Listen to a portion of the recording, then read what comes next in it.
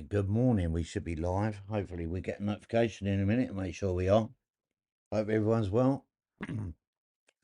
Where we are. Prime Minister's Question Time, Wednesday, 17th of June, 2026. There goes one notification. I'm sure I'll get a few more. I hope everyone's well. If you're watching this back later on, or you're watching this now on a TV, because I know a lot of you do, I'm going to put a QR code up. Can you please scan that QR code for me? Yeah. And make sure you're subscribed. It will take you to the YouTube channel. Just make sure you're subscribed, please, everyone. So up, two down. Nicola, good morning. Good to see you. Morning, sunshine. It's sunny out there today, Hammers. I hope you're doing well, mate. So, yeah, once again, if you're watching on a TV and you're not sure if you're subscribed or not, scan that QR code with your camera. And then it will follow you the link to the channel and just hit subscribe. It doesn't cost you anything. It's free of charge and it really supports me out. Okay, well, that would be great if you could all do that. I'll leave it up there for a bit. How is everyone? There was a GB News interview, an exclusive with Keir Starmer earlier. I haven't had the chance to watch it yet, but from what GB News were picking it up as, it was quite good. Has anyone seen it at all? Chris, good morning.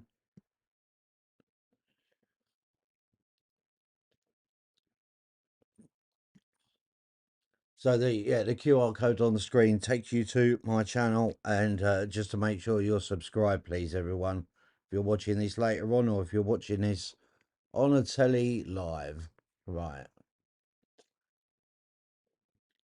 I'm just gonna do a couple of things. Hold on. Well, they're going to be starting shortly, so just bear with me. It's a lovely day out there today, by the way. Just been out with the dog. Hopefully, the summer's coming back.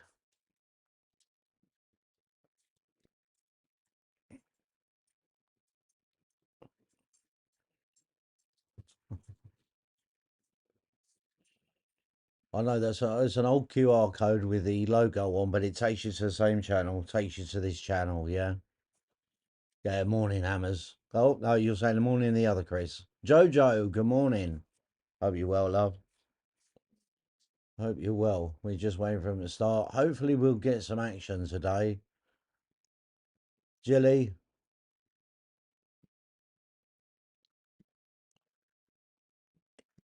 Hopefully we'll get some stern questions. They seem to have... It seems watered down and fucking mamby-pamby now. Well, we will see. Diane, good morning. Andrew, loads. Nice. Just waiting for them to start. Spawn, good morning, mate. Minnie. So the QR code up on the screen. Stick your camera on that, and it will take you to a link to the channel. And just please make sure you're subscribed. It would be much appreciated, because there is literally loads of people that aren't subscribed, and the like button as well. I know people say about that. It does affect my channel. If I get 400 people and 40 likes, YouTube goes, well, not doing very well. People don't like it, and they don't push my content out there. Yeah, just saying. All right. So hopefully soon we can get going. Yeah, he is back. He done an interview with GB News this morning, apparently. A few hours ago. It's up on GB News YouTube channel if you want to go and watch it later on. Thank you, Spawn. Thank you, mate. Much appreciated. Yeah, actually, I need to share this, but I will do when I get going. We're just waiting for them to start.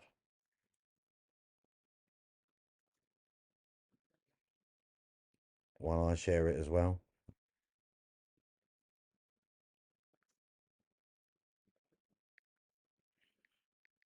We'll see what comes up today.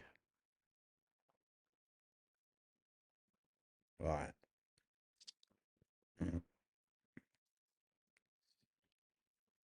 Yeah, if you share this out, please, it'd be much appreciated. And as usual, they are late. Cheers, Hammers. Now, that statistic by Nightbot, over 70 are not subscribed. I think it's more like 85% now that aren't subscribed. Amazing, isn't it? Amazing. Right, come on. Here we go. Here we go. Right, let's get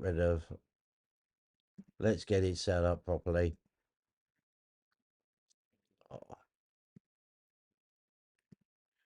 Okay, hold on a minute. Oh, damn it. That's not gone. Okay. Here we go. Sorry.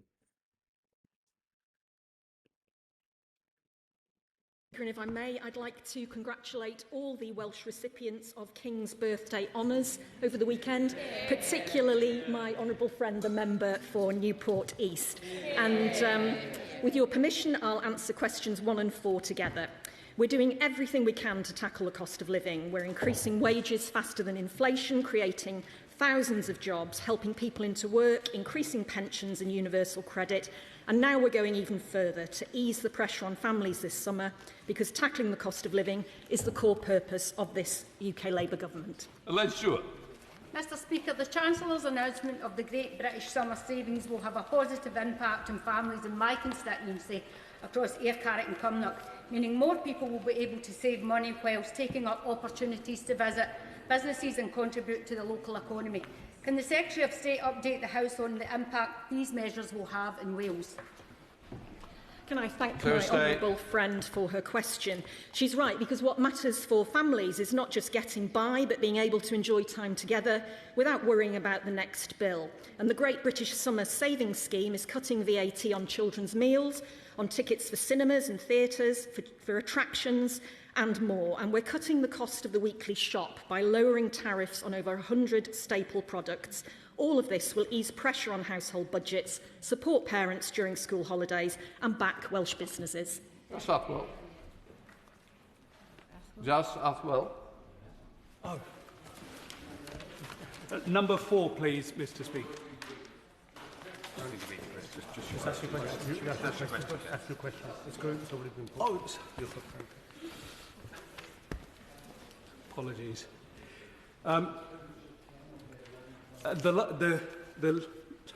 The government brought out the 2-child cap, and they took the people out of the 2-child cap.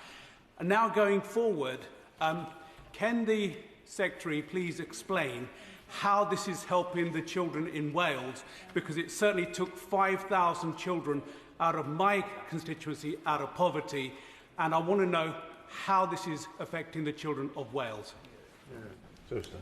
Can I thank my honourable friend for his question? He knows from his own experience in his constituency that poverty scars the lives and life chances of our children, and that's why we announced the Child Poverty Strategy, including the removal of the 2-child limit, which will benefit nearly 70,000 children right across Wales. Alongside this, we've increased universal credit for 320,000 families in Wales. We've raised the minimum and living wage, and, as I mentioned previously, we're slashing VAT on days out to help families not just get by, but enjoy the summer as everyone should. Meanwhile, what can Welsh families expect from the new minority plaid government in Wales? Well, the First Minister has announced a steering group, and he's promised he'll come up with a plan some point soon. That's the difference between Labour and Plaid. We act and they talk. Davis. Mr Llafarydd. In the first 100 days, funnily enough, as Secretary of State, this Labour UK government, the Prime Minister, cut winter fuel payments for the vulnerable pensioners. In the first 100 days of the Plaid Cymru Welsh government, an extra 55 million is being invested in free childcare for parents. Does the Secretary of State concede that, unlike Labour, Plaid Cymru is focused on making a difference to people's lives, lowering the cost of living to households in Wales? Actions speak louder than words. Well, I have to say, it's been rather amusing to see the new Minority Plaid Welsh Government bragging about what they've done since the election, Mr Speaker. They've started a review, they've set up a steering group, they're working on a plan for another plan, they've set a target, they're thinking about things. Meanwhile, this government has invested £134 million into Cardiff Capital Region, approved 7 new youth pubs across Wales, launched the summer savings to cut the cost of living, announced a new ban on social media to keep our children safe, given over 3,000 armed forces personnel in Wales a pay rise, and expanded the Valour programme for veterans. That's the difference between us and Plaid, Mr Speaker. We're getting on with the job. Daisy Cooper, Liberal Democrat, spokesperson. Thank you, Mr Speaker. A few months ago, I met farmers in Merthyr Kinnog in Brecon and Radnorshire who warned me about the growing pressures that they were facing. Since then, Trump's reckless war with Iran has sent fertiliser prices soaring by up to 45% and red diesel up to 30%. Does the Minister accept that unless urgent action is taken, higher costs for Welsh farmers will ultimately mean higher food prices for families across Wales and the UK? And I thank the Honourable Lady for her question. She will know that red diesel now has been slashed to its lowest rate in over 20 years. We protected farming budgets. The trade deals we have signed have all helped farmers, and we are looking at all the measures that we can do to improve and tackle the cost of living and the impact of the Iran war, which we did not want to get involved in, which we decided not to, despite the protestations of some parties in this House. We are making sure that the economic impact is mitigated. Jill Furness. Question number 2, Mr Speaker. Minister. With your permission, Mr Speaker, I will answer question 2 and 9 together.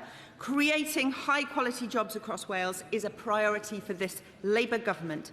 That is why we're backing major growth sectors across the country, £2.5 billion for small modular reactors at Wilver, supporting at least 3,000 jobs, alongside new AI growth zones in North and South Wales, expected to create more than 8,000 jobs. Jill Furness. The UK Labour government is investing across the UK in initiatives that are creating jobs and fuelling economic growth, such as Parkwood Springs and special melted projects in my constituency of Sheffield, Brightside and Hillsborough. Will the Minister give us an extra update on the House on the difference UK government growth funding is having in Wales? Thank you. Minister. I thank the honourable member for her question. The UK government growth funding has been transformational across Wales, delivering jobs in local communities across all parts of the country. Just last week, we announced £134 million for the Cardiff Capital Region, which has already created 7,000 jobs and is fast on its way to delivering 25,000 jobs for the region. This latest investment will help cement Wales's place at the forefront of technology and innovation, helping even more businesses to thrive and grow the Welsh economy. Thank you, Mr Speaker. Universities in Wales and Scotland are engines of job creation through the crucial role they play in fostering innovation. Would my honourable friend the Minister please update the House on what the UK Government is doing to fuel innovation in Welsh universities? Minister. I thank the member for his questions. Universities are a core part of our industrial strategy, as countries that lead in research and innovation also lead in growth and investment. Wales's universities play a unique role right across Wales, building and investing in our industries and businesses of the future. And as Minister in the Wales office, I am bringing all the Welsh universities together in collaboration to help maximise R&D funding, deliver stronger results and ensure that that impact reaches the communities that need it most. Susan Berry. Thank you, Mr Speaker. I have repeatedly asked the Government to publish its assessment of Scotland's nuclear potential, so far without success. So perhaps the Minister can help me in the meantime. What does she regard as the greatest benefit of the Wilfa site in Wales? The long-term skilled jobs, the local investment it draws in, or the contribution to our energy security? And does she believe that Scotland would be able to share in those same benefits? Here. Great Wales. Look, there's absolutely huge benefits from we have right across North Wales, Wilver, expected to support 3,000 jobs across North Wales. This is a generational commitment to the future of clean energy right across the country. Alex Easton. Thank you, Mr. Speaker. Does the Minister agree that a strong and effective UK internal market is critical to creating jobs in Wales? And will she work with Cabinet colleagues to secure frictionless east-west trade so that the businesses in Wales and Northern Ireland can more easily supply each other in key sectors such as manufacturing, food and construction?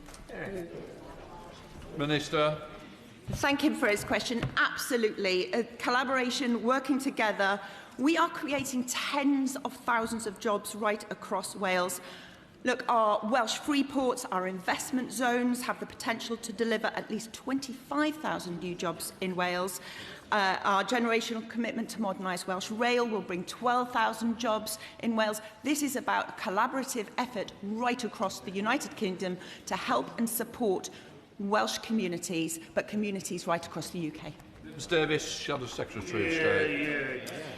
Boarded up windows, derelict buildings and deserted towns, increasingly common on high streets in Wales, highlighted by North Wales Live and their readers. Our hospitality sector is also being hollowed out thanks to Plaid Cymru and the last Welsh Labour government's disastrous tourism tax. The Conservative and Unionist Party believes this tax should be urgently scrapped to support the around 150,000 people employed in Wales in this crucial sector.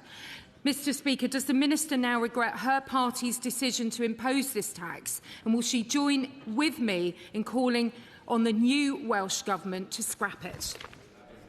Minister. Mr. Speaker, I'll take no lectures from the party opposite and the honourable member when her party presided over completely unprecedented wage stagnation and businesses took blow after blow after blow, the worst wage growth of performance of any decade since Napoleonic times, to be more specific. From our side, the Chancellor has announced just this year, this last week, the Great Welsh Summer Savings, or Great Summer Savings Scheme, a reduction of VAT from 20% to 5% over the summer for families to help enjoy the summer and use hospitality venues.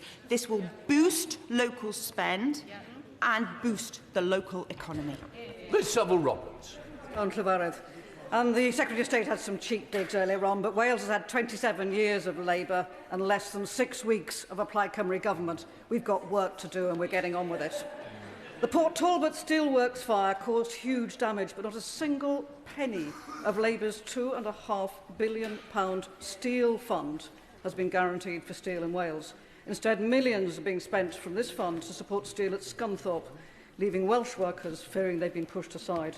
So will her government stand up for Welsh interests and guarantee a fair share of the steel fund to all steel sites in Wales? Minister. Well, our steel strategy will revitalise the UK steel sector, restoring domestic production, 50% of which will come from Wales, securing supply for key sectors and national infrastructure. And I really hope that the minority Plaid Welsh Government will support this work in supporting our Welsh steelworkers. Ms Savile Roberts. I'm interested to hear the Minister's response, but she is muddying the waters here because that isn't in relation to the Steel Fund. What we're talking about here is specifically the Steel Fund and the contribution that that will make to Wales, and we know that that money is going towards Scunthorpe. But in other matters, of course, we are next week, a decade after the EU referendum, and the promised Brexit dividend is still a fantasy unicorn. The Welsh economy is at least £4 billion smaller, and exports are down £1.1 billion. Over the same period, Northern Ireland, still in the single market, remember, has seen GVA per head grow 20% faster than Wales. We see the damage, and we know the solution. Wales, of course, very much an exporting economy. Surely she knows that the right thing to do by Wales and the rest of the UK is to rejoin the single market and the customs union. Well, I thank the member opposite for her question. And I am proud that this government is resetting our relations with European partners to improve our economic and security cooperation following Brexit. And the historic first UK-EU summit last year marked that turning point, and striking a deal on bills, good for borders and good for jobs. And our focus now is on driving that forward and delivering a very strong EU-UK relationship.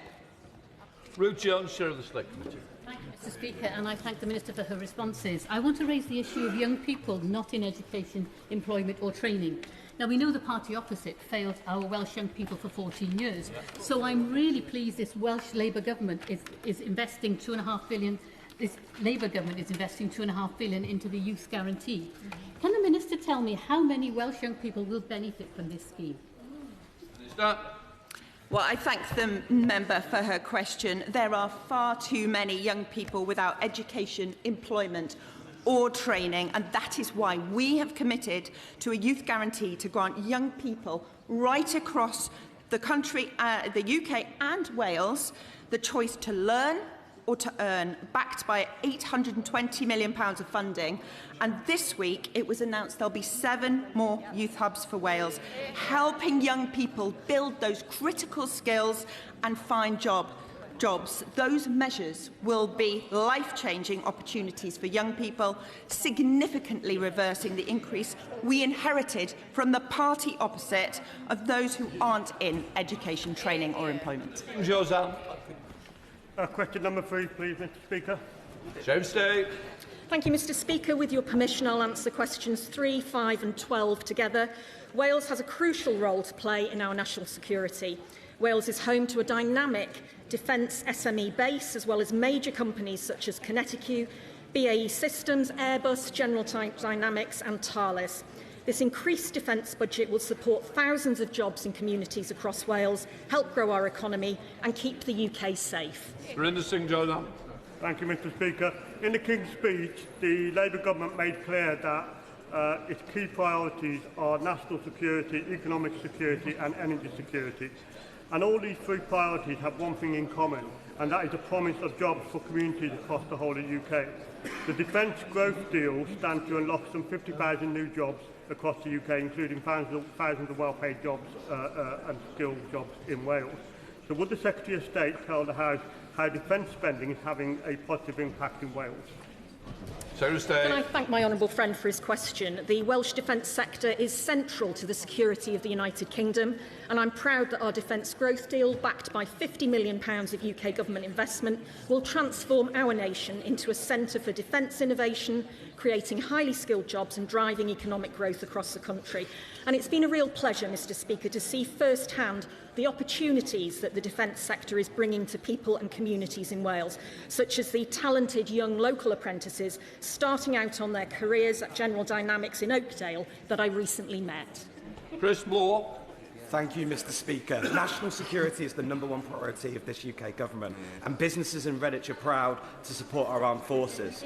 Would the Secretary of State agree with my assessment that at this time of global uncertainty, it is more important than ever that parties across this House champion the value of our union and our nation standing together against global threats?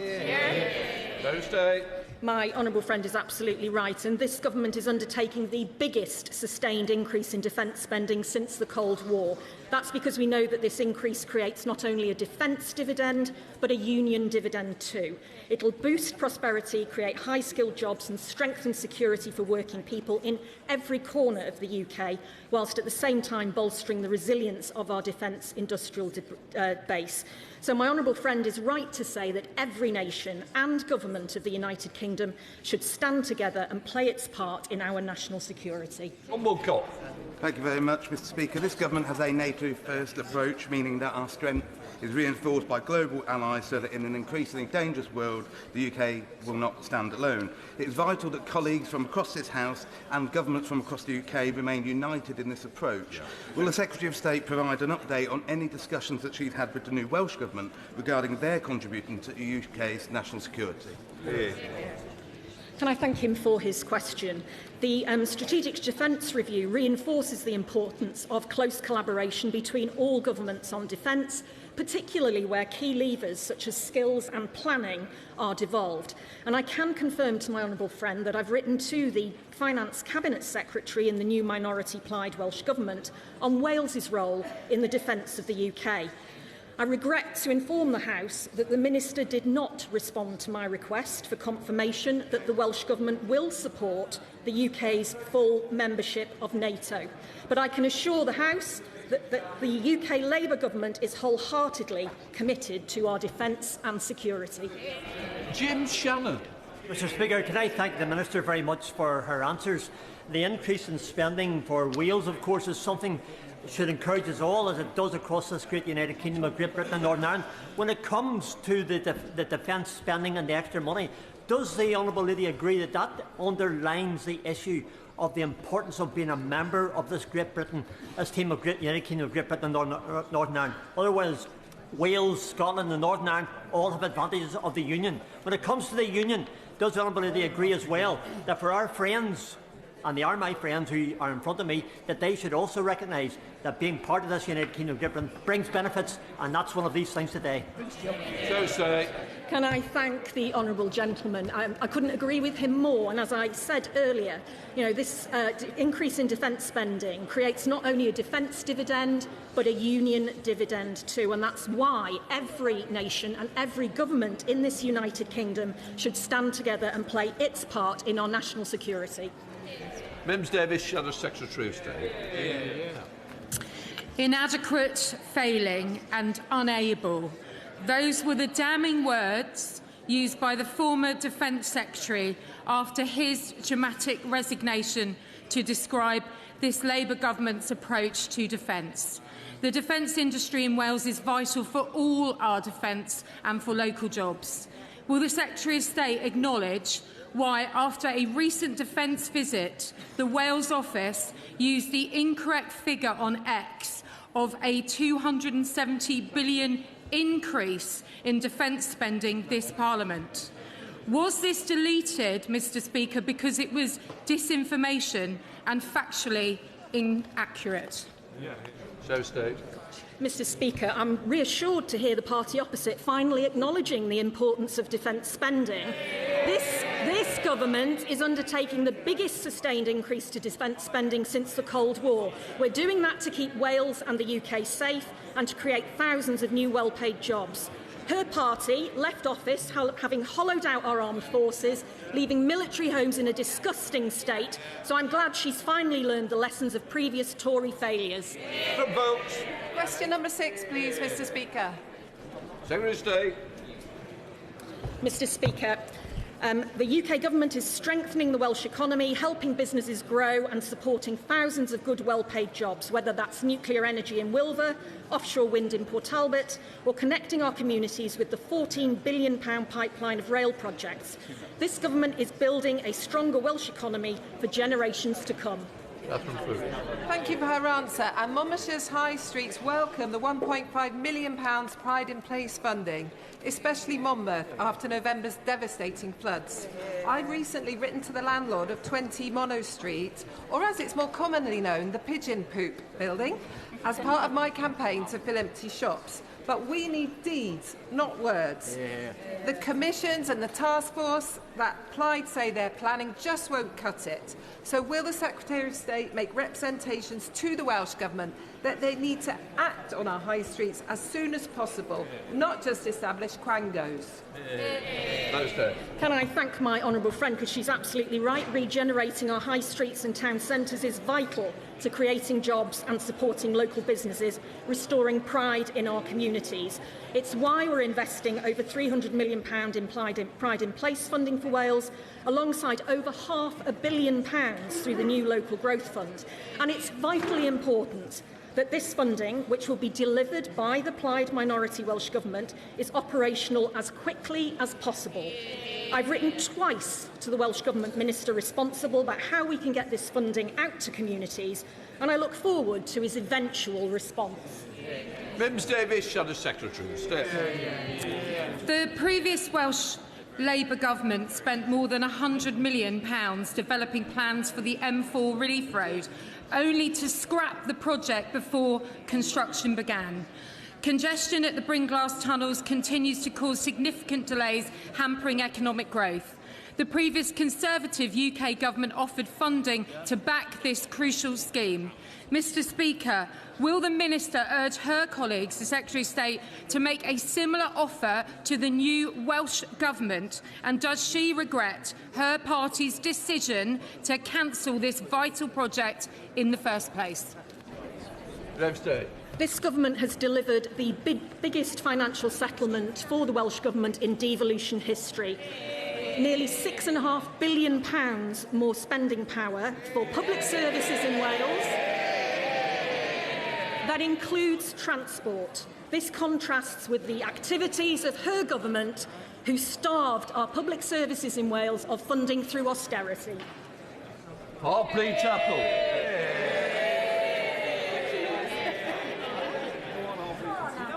Hang on, Minister. The Prime Minister has announced a generational funding commitment to Welsh Rail and a pipeline of projects worth up to £14 billion. This long-term plan will transform connectivity right across Wales, delivering at pace, building on the strong start of at least £445 million of investment already secured at the spending review. Harpley Chapel. And it's brilliant to see you with your Yorkshire Rose on today as well. The UK Labour government are investing in our railways to boost economic growth right across the country. In my constituency, we are seeing continued investment through the Trans-Pennine route upgrades in Huddersfield. Can the Minister set out what rail upgrades are coming to Wales, and in particular how this will deliver economic growth and boost employment across the nation? Minister. I thank the member for her excellent question.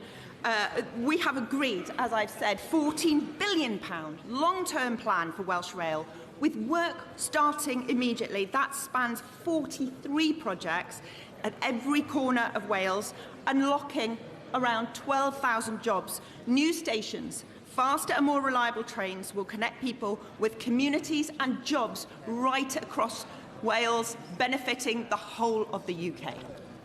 We now come to questions to the Deputy Prime Minister, Dr Lawrence Sullivan. Question number 1, please, Mr. Speaker. Deputy Prime Minister. Mr. Speaker, I've been asked to reply on behalf of the Prime Minister, who's attending the G7 summit in Evian.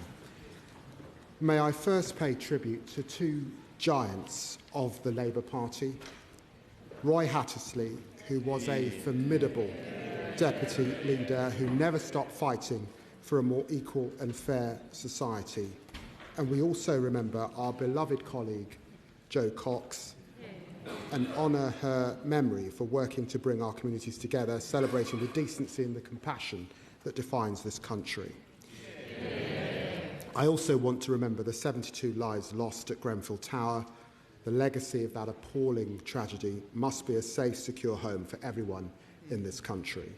And finally, let me congratulate Scotland on their first win at the Men's World Cup for 36 years. That's what happens, Mr. Speaker, when your captain signs for Spurs.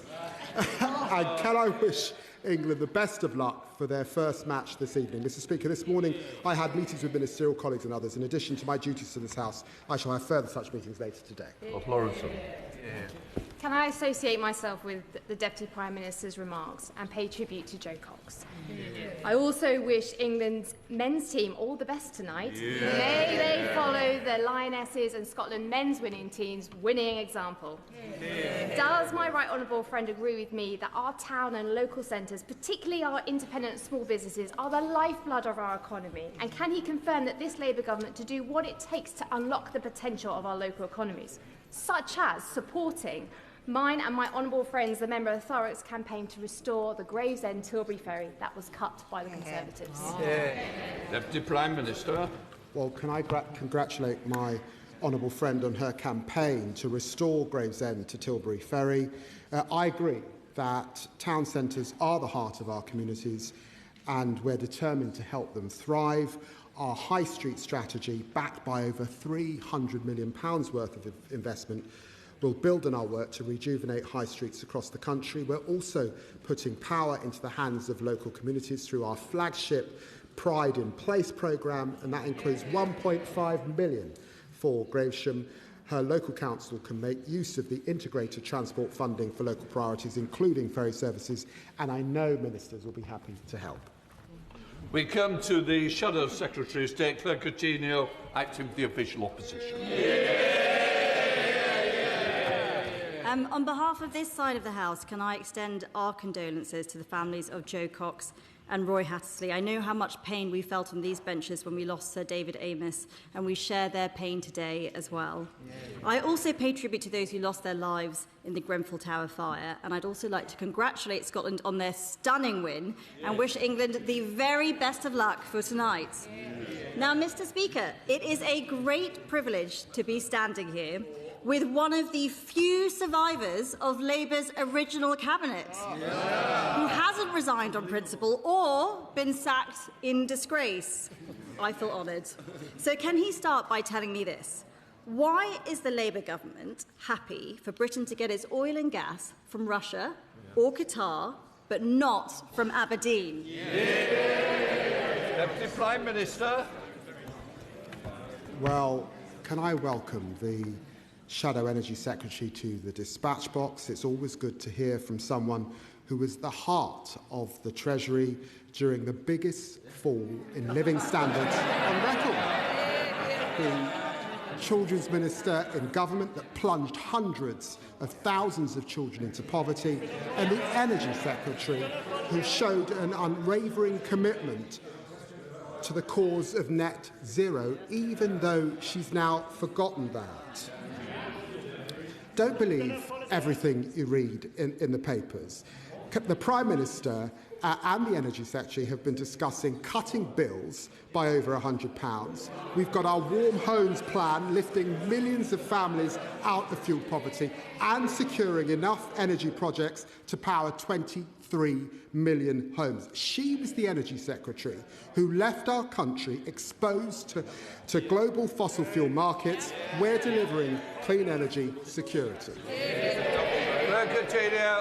Mr. Speaker, bills came down £500 under me. They've gone up £300 under these guys. And this is nonsense. His party are banning new oil and gas licences in the North Sea. And these guys over here, they're no better because this is the same policy that the SNP championed for years. It is pointless virtue signalling and it's destroying well-paid jobs. So can he tell the House how many jobs have been lost in Aberdeen since Labour came to power? Deputy Prime Minister. I remember when the Energy Secretary championed net zero. She said in 2023, we cannot prosper, nor can our children flourish if we don't decarbonise energy. The Tories used to believe this 3 years ago. Now she's forgotten because they're desperately chasing reform, and we know it. Over 700 jobs were lost during the last 10 years when they were in power. Production fell 75% over the last 25 years. We've secured over £900 billion worth of investment to support more jobs by taking control with renewables, and there are over 100,000 jobs in Scotland supported by clean power. We're building on that, led by the Great British Energy, headquartered in Aberdeen. Mr. Speaker, let me help him out. 1,000 people are losing their jobs every month in places like Aberdeen South because of Labour's policies. They say those oil and gas workers can get new green jobs, but what they don't say is those salaries pay half as much. So can he tell the House how he would feel if the government forced him to take a 50% pay cut? Deputy Prime Minister. The Honourable Lady used to be an investment banker, and she's got her facts wrong. Oil and gas is coming out of the North Sea 24/7. In the first 3 months of this year, 52 million barrels of oil came out.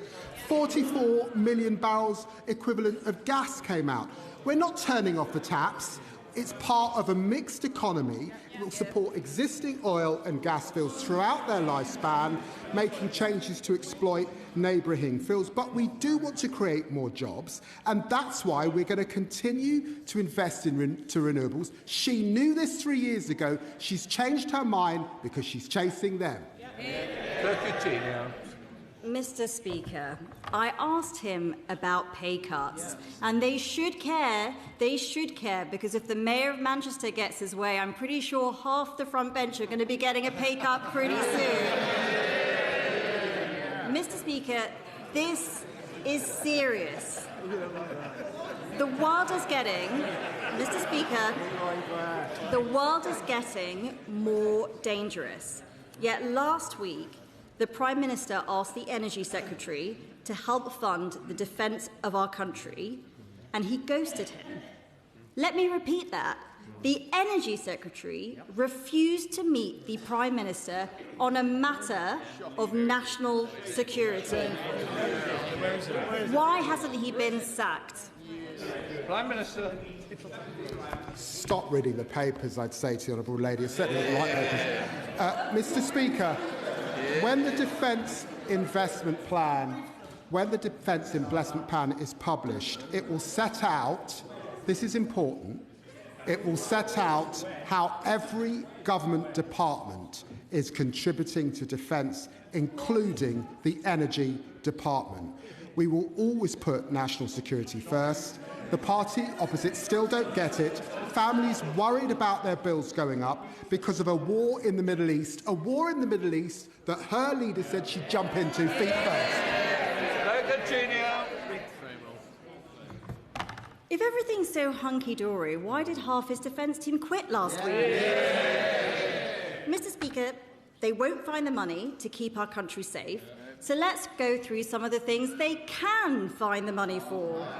Millions of pounds to build solar farms in the Congo, tens of millions of pounds on an experiment to dim the sun, and they are turning down £25 billion in tax revenue from the North Sea to please their out-of-control Energy Secretary.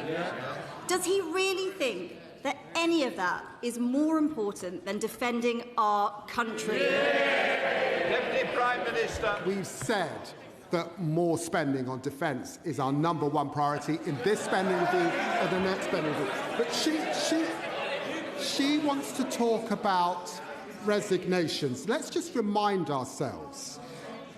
The Tory Defence Secretary that resigned in the last government, the member for Stone, who was sacked for breaching national security.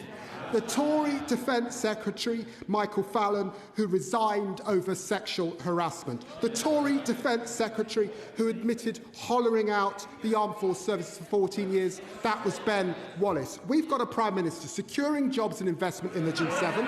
We've got a Chancellor raising the minimum wage. We've got an Education Secretary cutting costs for childcare. And we've got an Energy Secretary cutting energy bills by over £100. We're proud of that record. If everything is fine, why is he here? Let's face it, this is, he wasn't here last week, was he?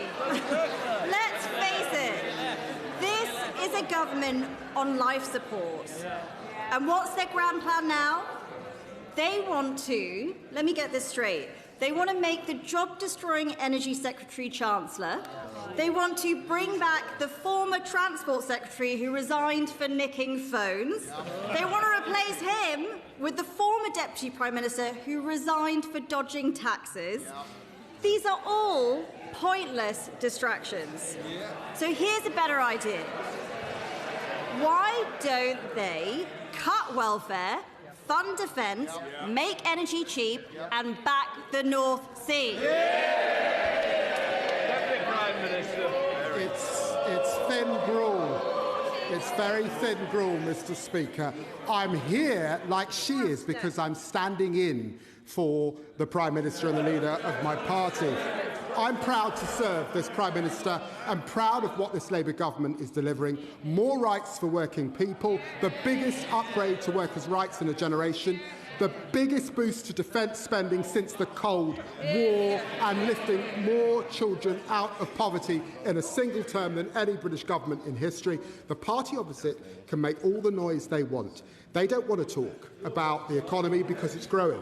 They don't want to talk about the NHS because waiting lists are falling, and they don't want to talk about immigration because they lost control of our borders and net migration is down under us 82%. They had their chance, they blew it. We're building a stronger, fairer Britain. I also want to pay tribute to Jo Cox and her family and the commitment in her name that we tackle division and extremism, because we saw extremism play out on the streets of Belfast last week, a pogrom, families burnt out based on the colour of their skin, health workers stopped for ID by masked thugs, small businesses ordered to close, and many minorities are still living in fear after a list of their addresses was circulated widely online.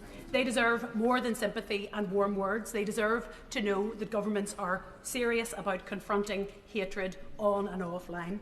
The UK Government and the Northern Ireland Executive spend millions each year on programmes intended to tackle paramilitarism, but decades after the Troubles, individuals linked to loyalist paramilitaries had a role in directing and fuelling the disorder last week, including menacing a senior journalist on tape. Will the UK Government commit to reviewing how the Northern Ireland Executive is gripping or failing to grip paramilitarism, and will they ensure that public money never reaches individuals or groups who fuel, orchestrate or benefit from intimidation and hate? Well, Mr. Speaker, can I join her in utterly condemning the violence? People are right to feel sickened by the sight of people being burnt out of their homes because of the colour of their skin. That is racism, and Mr. Speaker, those responsible will face the full force of the law. We must never go back to 1950s Britain, where my father arrived to signs saying no blacks, no dogs, no Irish. We are focused on bringing people together, and that includes providing a further $24 million to help tackle paramilitarism, acting to tackle those inciting hatred online, and our social cohesion plan is about bringing our communities together. I'm happy to work with all parties in that endeavour.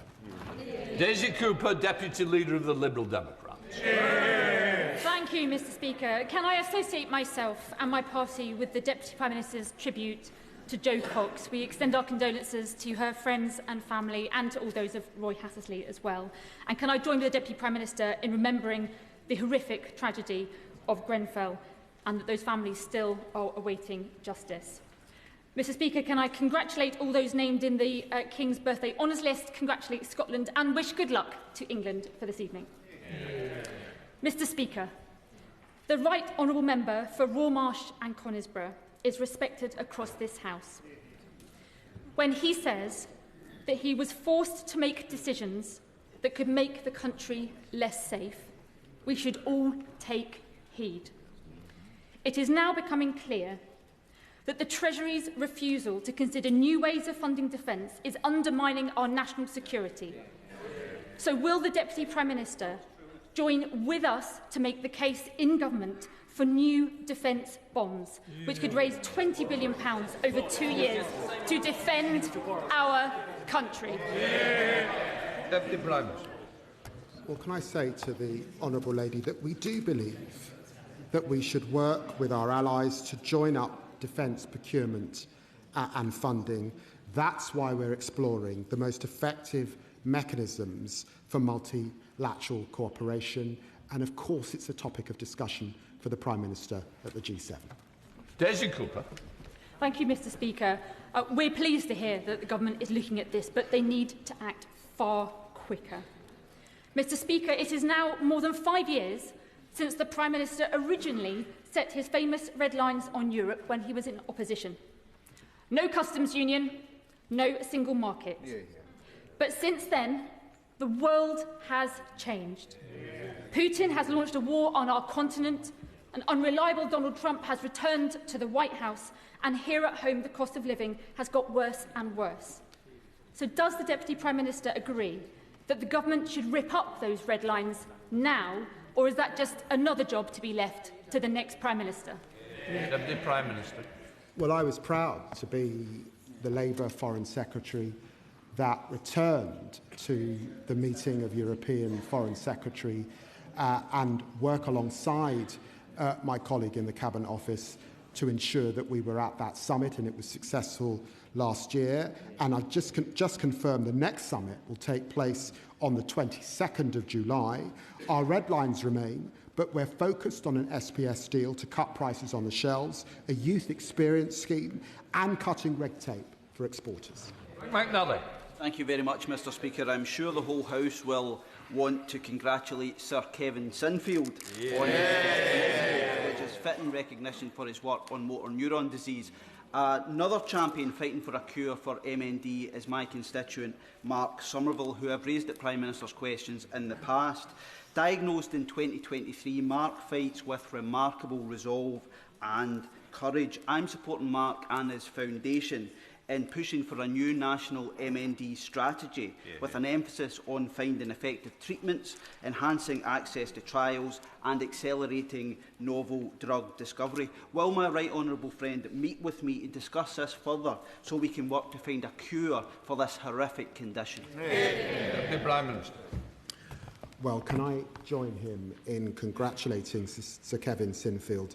He's an inspirational fundraiser and a champion for his sport and, of course, for the MND community. And I know that Mark Somerville runs an excellent foundation campaigning on MND in his constituency. We are committed to improving care for people with motor neuron disease. We're looking at the current system to ensure care is truly focused on the needs of individuals. We're also investing in cutting-edge research, including a world-first clinical trial to test remotely monitored portable ventilators. And I know that the Minister for Care would be happy to meet with him to discuss this further. Matt Vickers. Thank you, Mr Speaker. Since this government came to office, more than 500,000 businesses have closed. Nearly 1 million young people are without education, employment and training. And graduate recruitment is at an all-time low. These are not just statistics. These are people's lives, people's jobs and people's futures. Can the Deputy Prime Minister tell the House if this is because the government A, hiked business rates and slashed reliefs, B, slammed employers with the jobs tax, C, buried businesses with the Employment Rights Act, or D, all of the above? We've got the fastest growing economy in the G7. Borrowing is down, and we just signed our 5th major trade deal. But I must say to this Tory Deputy Chairman, yesterday he was on television laughing and joking about the arson attack on the Prime Minister's home, laughing about a firebomb targeting the Prime Minister and his family. Not only that, he joined with promoting conspiracies about the attack and laughed along to demeaning homophobic remarks. He should be ashamed of himself. Absolutely ashamed. My advice to him is to grow up, apologise and do considerably better. Sarah Owen. Thank you, Mr Speaker. The Makerfield candidate for reform has disgracefully said, and I quote, "The majority of abortions are for vanity purposes." He described mums, in his words, with their fat bellies pushing prams in their PJs, and failed to apologise to national treasure Carol Vorderman for endorsing sexually explicit comments about her. Mr Speaker, this exposes the rank hypocrisy of reform politicians talking tough on Vogue, but in reality having zero respect for women. Does the Deputy Prime Minister agree with me that reform has a problem with women, further highlighted by seemingly welcoming a woman beater into their fold? Member Prime Minister. My honourable friend makes a powerful point the Prime Minister has rightly put tackling violence against women and girls at the heart of this Labour government. By contrast, I've been utterly appalled by what we've heard from the Reform candidate in Makerfield, from vile sexist comments to saying Putin was within his rights to invade Ukraine. When the Reform leader was asked about them, his answer was, so what? This speaks volumes about Reform. The only way to stop their politics of grievance is to vote Labour. Hey, up, Tom. Thank you, Mr. Speaker. Can I also echo the tribute to Joe Cox, Roy Hattersley and the victims of the Grenfell Tower fire. Mr. Speaker, there are approximately 400,000 private hire and black cab drivers in the United Kingdom, and we rely on each and every one of them to keep our economy moving. It's concerning to hear that this government is letting Uber deploy robotic minicabs across London, with the potential of this being rolled out across the country. Our drivers already face unsafe working conditions, discrimination and low pay, and now they're becoming casualties of this AI drive. At the last general election, British people were promised jobs and better workers' rights. So I ask the Deputy Prime Minister, why is the government pushing an agenda that will drive tens of thousands out of work, and will he arrange for a meeting so we can have a discussion about this matter? Deputy Prime Minister. Well, can I say to honourable gentlemen, I attended the AI summit in India, and right across the world, all countries and many companies, and certainly tech companies, are at the forefront of this opportunity. Now, you've got to get the governance right, and of course you've got to test and retest to ensure safety, and anything on our roads, of course, would be tested and licensed by the Department for Transport. So I don't think we can stand in the face of innovation. Debbie Abraham. Thank you, Mr. Speaker. And can I associate myself with the remarks of the Deputy Prime Minister, and also congratulate my constituent, Sir Kevin Sinfield, for all the work that he does. Mr. Speaker, yesterday marked the 10th anniversary of the murder of our dear friend Jo Cox, and of course our wonderful member for Spen Valley. She was also the wife, daughter and mother, and we must not forget that. Jo's mantra was always that we had more in common than that which divides us. So can my right honourable friend indicate what he thinks he should do, and in fact what we should all do, so that Jo's beliefs and Jo's legacy are always remembered? Deputy Prime Minister. I'm so grateful to my honourable friend. We all miss Jo, a dear friend and a valued colleague. 3 years ago, I had the great privilege of opening the Jo Cox More in Common Centre in Huddersfield alongside Jo's sister, the Honourable Member for Spen Valley, and her parents, Jean and Gordon. It was one of the great honours of my life. We all have a duty to live up to the values that Jo stood for. She was a trailblazing campaigner against loneliness and inspired the great get-together taking place this weekend. In the words of the Jo Cox Foundation, holding or attending great get-together in your local area is a simple but powerful way to honour Jo's legacy. Neighbours coming together, differences set aside, communities choosing unity over division, because that is what Jo stood for. Louis French. Thank you, Mr. Speaker, and I'm sure we all share the thoughts regarding Jo Cox and her family here today. Mr. Speaker, I know that the Deputy Prime Minister has always struggled with police visibility, even when they are stood behind him. But does he agree with Sir Mark Rowley that London will be even less safe because of this government's police cuts and the decision made last week by Sadiq Khan to block a key contract which will lead to 500 less frontline officers here in police and will make us all less safe? Deputy Prime Minister. I'm hugely grateful for the work of the Home Secretary and the previous Home Secretary for putting neighbourhood policing back at the heart of our communities and extra policing across the country. We remember on this side the decisions by Boris Johnson to cut policing across the country. I'll take no lectures from the Honourable Gentleman. John Whitley. Thank you, Mr. Speaker. A film called The People's Emergency Briefing is being shown in communities up and down the country. I recently attended a screening in Wirksworth. There's another one next week in Bakewell. The film educates us and reminds us of the climate emergency that we're all facing. And yet, inexplicably, the party opposite has basically given up on the climate. And Reform continue to act like modern-day flat earthers, refusing to accept science and refusing to accept the bleeding obvious. So, can the Deputy Prime Minister please assure me that this Labour government will continue to do everything it can to combat man-made climate change? Very grateful to Honourable Friend for campaigning on this issue, and I'm very proud that this government has restored the UK's position as a global leader on climate action.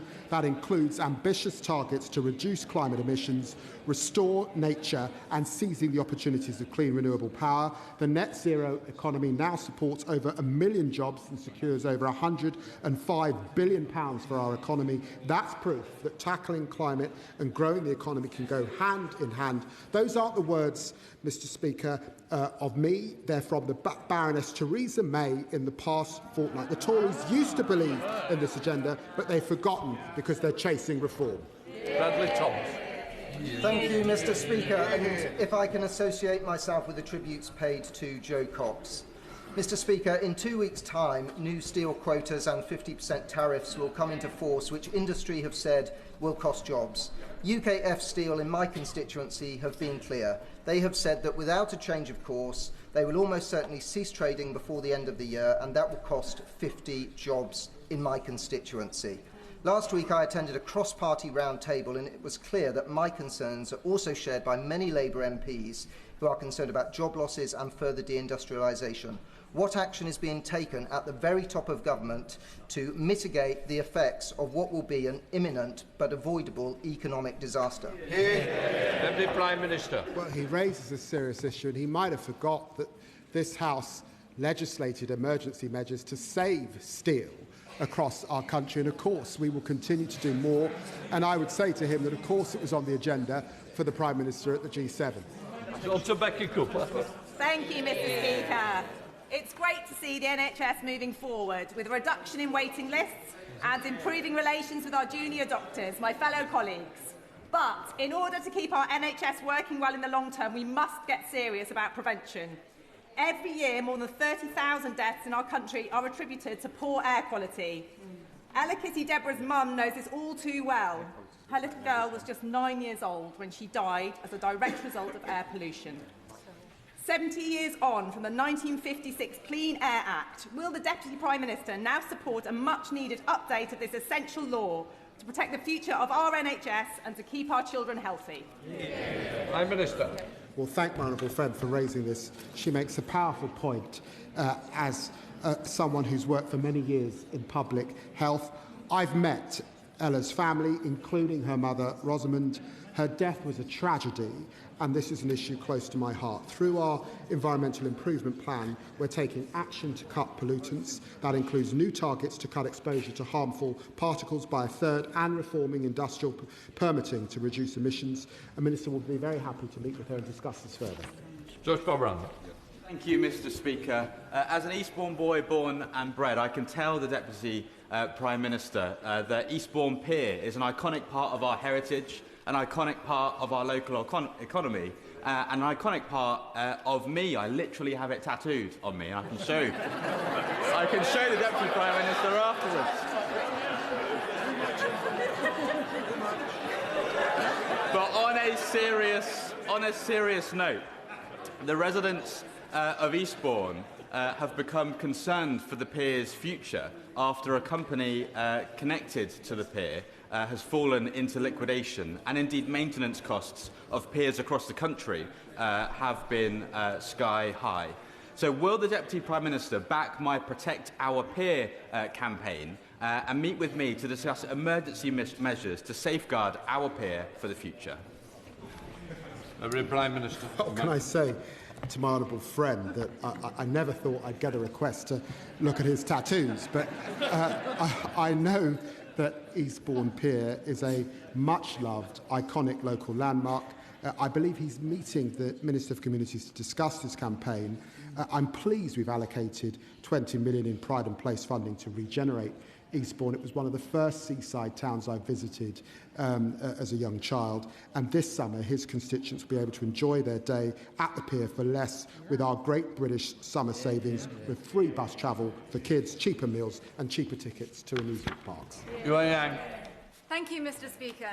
Thames Water's headquarters are local to my town of Reading, but it's their distant creditors who are really in charge. Investors should be rewarded for success, but they should pay for their failures. That is why I strongly welcome the government's objections to the current creditors deal. Under any deal or special administration regime, the company will be restructured. The question is whether that restructuring will be done only in the interests of senior creditors or with customers and the environment in mind. Will the Deputy Prime Minister tell us whose side he is on? Deputy Prime Minister. Well, can I thank my honourable friend for her dedicated work on this? I'm on the side of the people who elected us to clean up our rivers, our lakes and our seas. I'm on the side, and this government is on the side, of consumers paying the price for years and years of failure by them on the opposite side. We don't want Thames Water customers to have to pick up the bill for the company's failures. We stand ready for all eventualities. Labour has already blocked bonuses and introduced criminal sanctions for polluting water bosses, and we will go further by creating a new powerful regulator to hold all companies to account and clean up our waterways. Pritchard. Can I say to the Deputy Prime Minister, he's looking very Prime Ministerial today, and he certainly might have got my vote if he decides to run for Labour leader on Friday. Trust me, it's a deliberate ploy.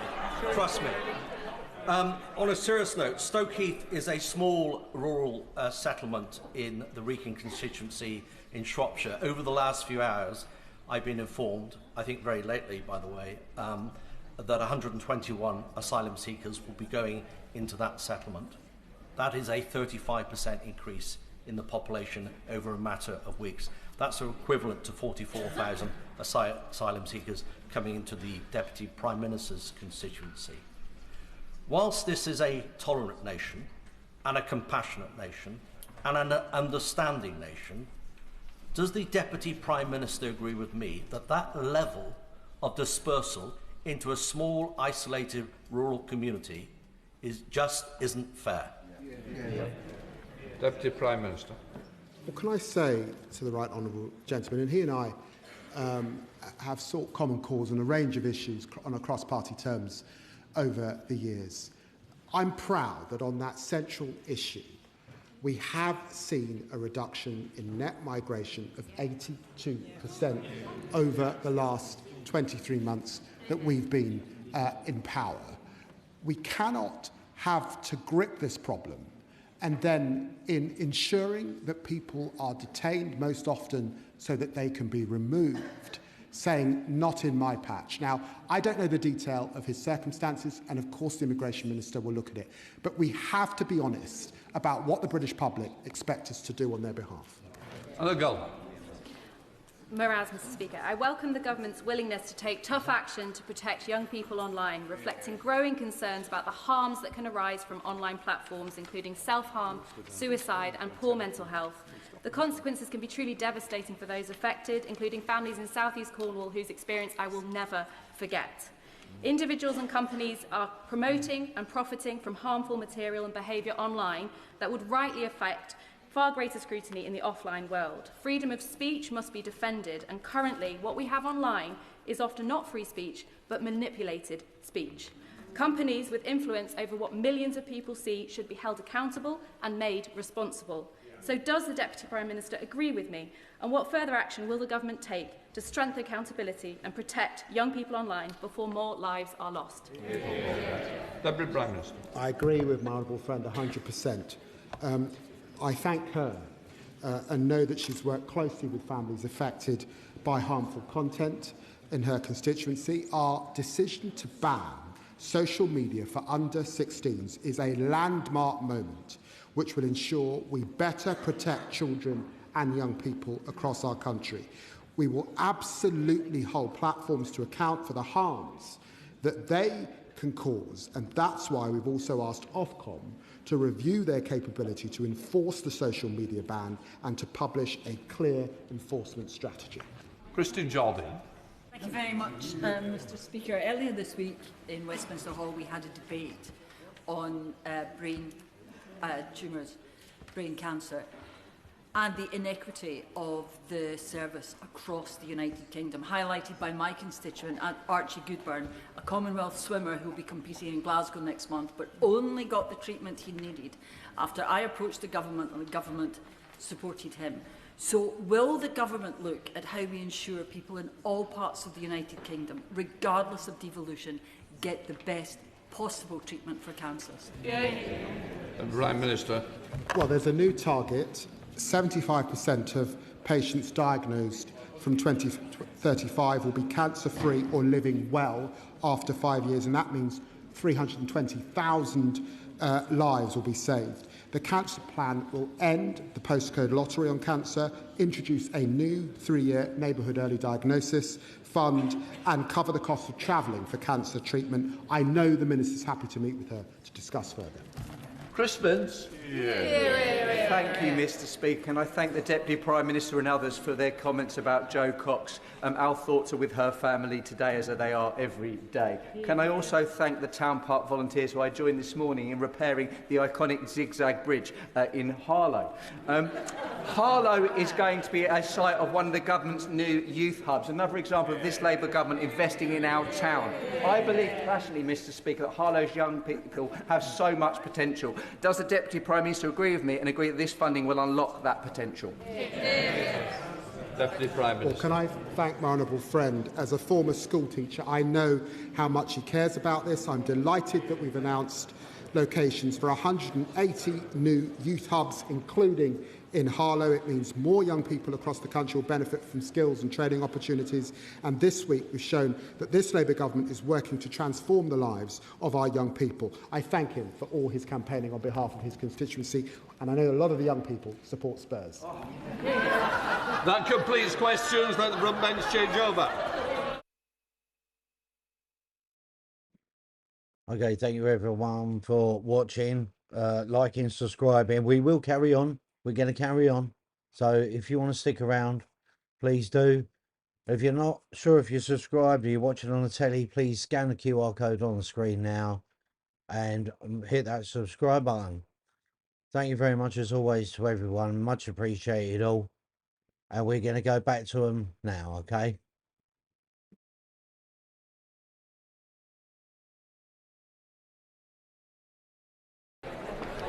Can I just say that points of order do come after urgent questions. What I would say is today is a very important day. This is about Jo Cox. This is about bringing us together. This is about unity. And I hope that we have more temperate and tolerant language and respect for each other. And I would say that the Jo Cox great get-together is taking place at lunchtime in Speaker's House. Urgent question, Andrew Griffiths. Thank you, Mr Speaker. Aerospace, automotive, Formula One. That's the question, then we get that, and then we come back to your speech. Ask the question. That's the question. Urgent question on steel tariffs, Mr Speaker. Minister. Thank you, Mr Speaker. Mr Speaker, may I start by giving the apologies of the Minister for Trade, who is currently in Turkey negotiating further trade deals for British industry. Mr Speaker, on the 19th of March, the Government set out the UK's plan to introduce a robust new trade measure from the 1st of July. The measure will limit tariff-free steel imports compared with the steel safeguard measure. Any imports above these levels will then face a 50% tariff. Protecting primary steel production is crucial to the UK's critical national infrastructure and defence.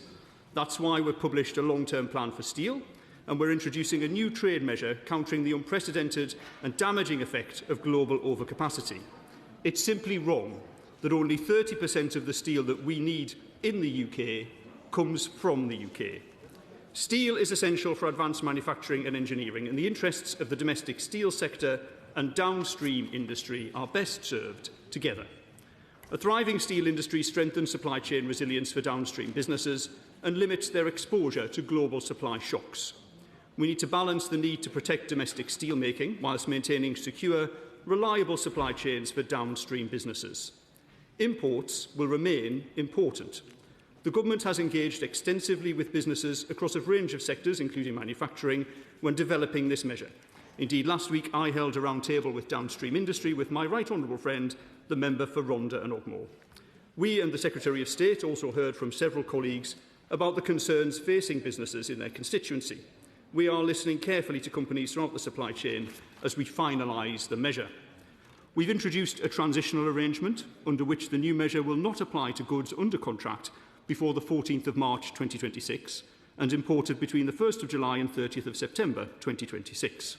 We've introduced a carryover mechanism to give importers more flexibility, and we will review the measure after 12 months to ensure it remains fit for purpose. We're engaging intensively with the European Commission on our respective steel measures and are working to find a bilateral solution that protects vital UK-EU steel trade. This engagement reflects the unique structure of our trading and security relationships and the interconnectedness of our supply chains. But we need to be clear. If we do not act, then we will not have steelmaking in the UK. The US, Canada, the EU are all acting. We must too. Andrew Griffith. Thank you, Mr. Speaker, and I thank the Minister for that statement. Aerospace, automotive, Formula One, the construction sector, manufacturing businesses employing 300,000 people who use steel, all being impacted by Labour's botched tariffs. Now, many of the specialist steels, and I think that the Minister may have heard this, as I have, from manufacturing businesses, are not, as it stands, even produced here in the UK.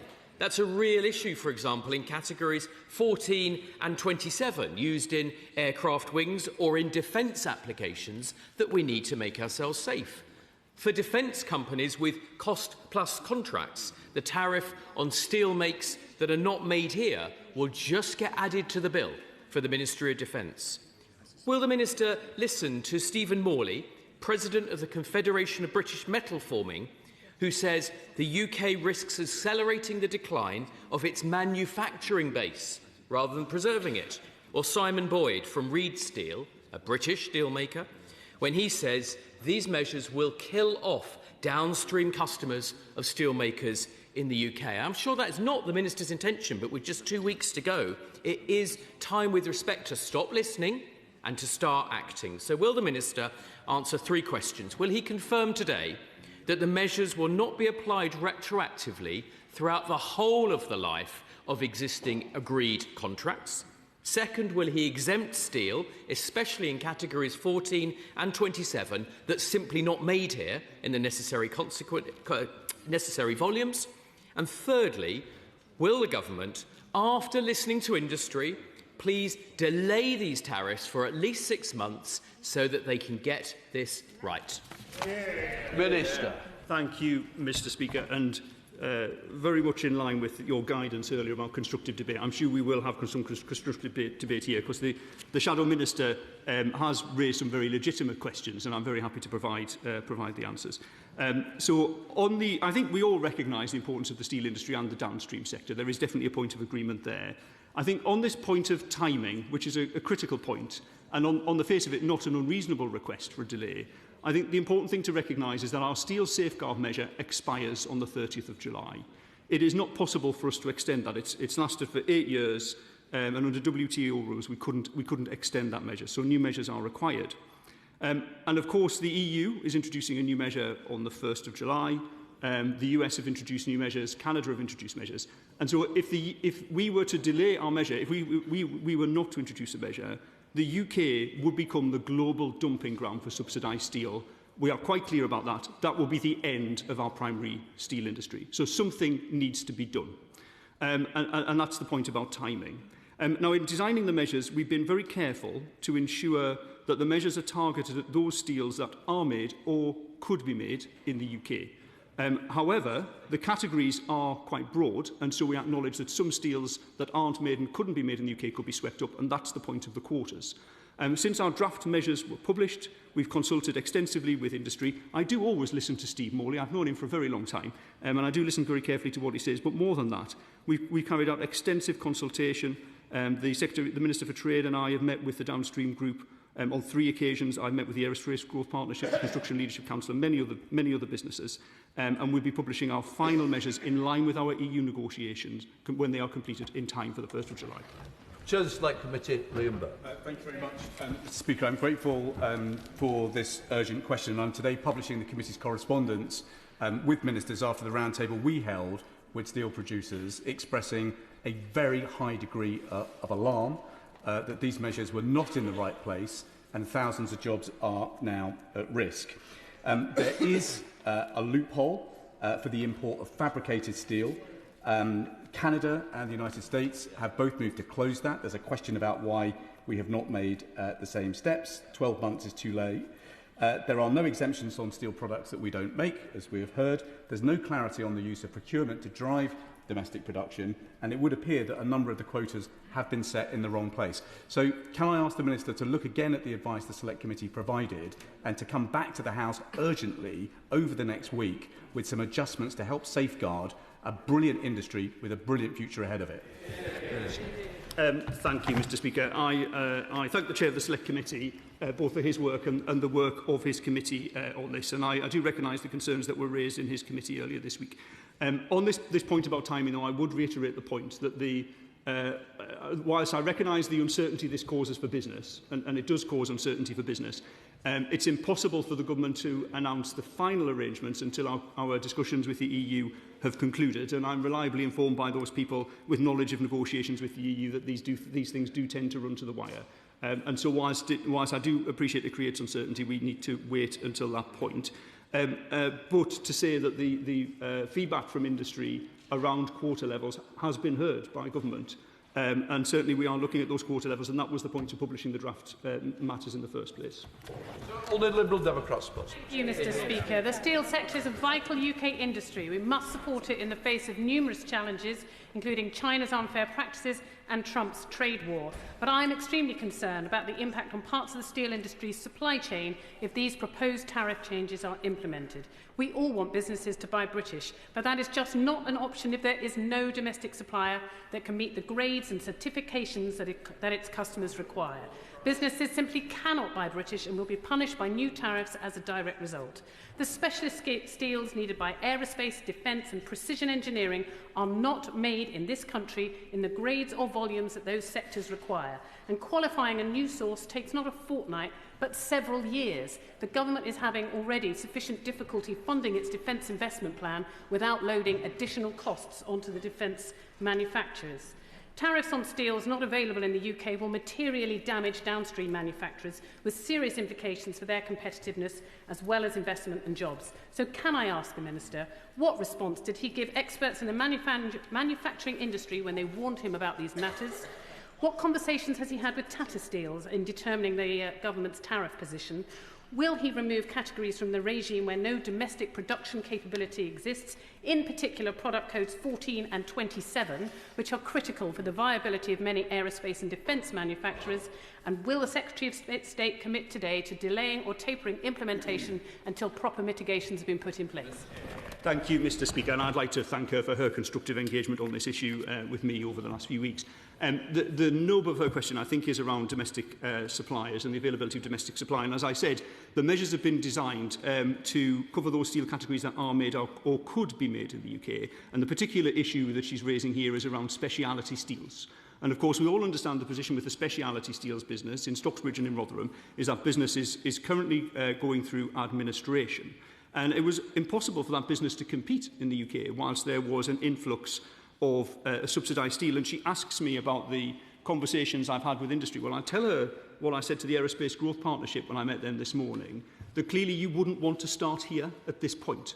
But this is about choices. And this government has decided that we do want to have a full aerospace supply chain, including our own speciality steels production. And that is a different choice to the choice the previous government made when they were approached by industry offering to co-invest in that site and keep it open, and they rebuffed all of those responses because their view was leave it to the market, let the steel plants close. Well, we are taking a different choice. Dame Jessica Morton. Thank you very much, Mr. Speaker. As the Minister knows, I represent Llanwern, who produce galvanised steel. Can I repeat my ask to the Minister to be mindful of the impact of the scale of the allocations for non-EU countries on Llanwern, and can I ask him to continue to liaise directly with Tata and the unions on this? Thank you, Mr. Speaker. Yes, I am particularly concerned about the allocations for galvanised steel, as she says, particularly given the country's reliance on the Zodiac galvanising line in Llanwern. That's a critical part of our steel and our national infrastructure. It's the only process route that we have to make car, auto body and various construction and coating steels. A lot depends on that plant in Llanwern, and I am considering it very seriously. Thank you, Mr. Speaker. Engineering firms in Kingswinford and South Staffordshire are integral to automotive and aerospace supply chains. So how can it be right or in the national interest that the steel that they import and use, they pay a tariff of 50%, but the European producers making those parts with the same steel will pay low or no tariffs?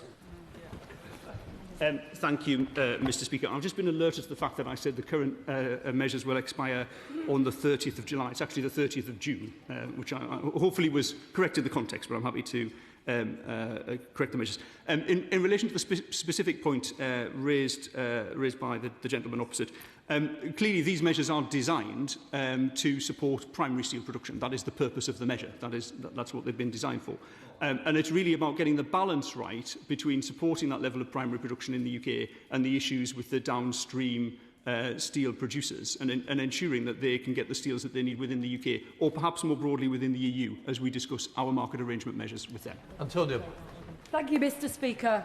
We all support greater production here in the UK, but the details of these tariffs need more work. Black country MPs like myself and my honourable friend, the member for West Brom, have heard huge worries from our downstream industries. Stockholders like Amari, fabricators like the Angle Ring, trade associations like BCSA and CMF. Can I ask the Minister to go away and review the details? We need protections for fabricated steel like Canada and the US have in place. Once again, we're seeing projects in receipt of massive public funding importing fabricated steel. We need a detailed look again at the categories and the quotas. We need proper consultation with UK Metals Council members, and we need to look at the detail of this again to make sure it is right and it supports a great future for manufacturing in the Black Country and elsewhere. Minister. Thank you, Madam Deputy Speaker. I'd like to thank my honourable friend for the strong work that she's done advocating businesses in her area. In fact, across the whole of the West Midlands, there's been really very strong support from West Midlands members of Parliament for their businesses, and quite right too.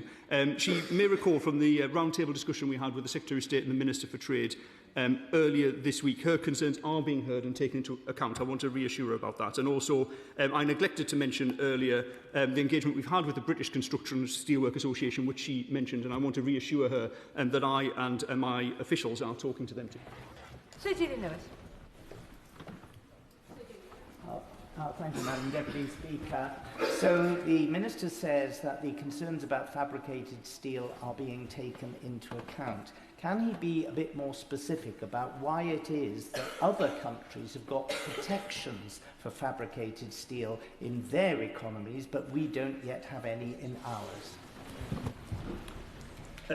Thank you, Madam Deputy Speaker. I can give a specific example, if that would be helpful. So a number of members have mentioned the specific situation in Canada, for instance. And I have looked very carefully at the situation in Canada, and fundamentally there is a completely different tariff regime there, which would not necessarily be straightforward or legal to apply in the UK. However, I do continue to look at that. But what I would say, and I reiterate the point really, this measure is designed to support the steel industry. If there are other concerns that fall out with that, then they need to be raised and dealt with appropriately.